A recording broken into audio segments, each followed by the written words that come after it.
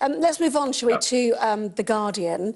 And just when the Grenfell inquiry is hearing some extraordinary testimony about the flammable cladding used in this country, the government tackled it, didn't it? Throwing more money at the problem, but not enough for many people, is the accusation, isn't it, Kevin?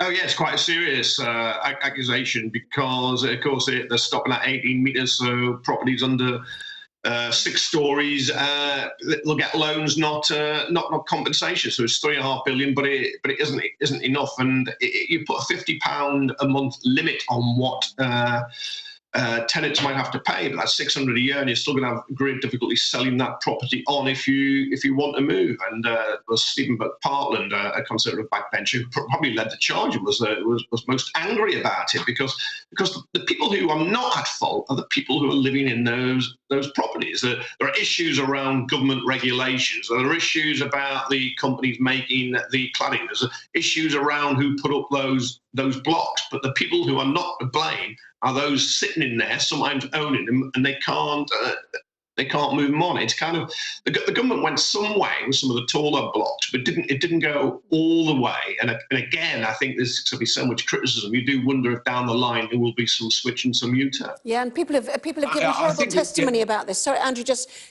what they've saying they've had to pay night watchmen who stay up all night to see whether there's going to be a fire, and people aren't sleeping, and all of this. I mean, it's been terrible for people for some years, since Grenfell, hasn't it? Yeah. I mean, look, they're living in properties which are potentially flammable and could go up in flames. So they've got that anxiety. They're having to pay for these night security guards who often literally are asleep on the job, so aren't very good. And it isn't their fault. And I don't think the government has... Look, it's not the government's fault either. Let's be quite clear about that. Property developers, they're going to get a tax whacked on them. Well, they make enough money. So how much money are they putting into the pot? I'm not clear about that.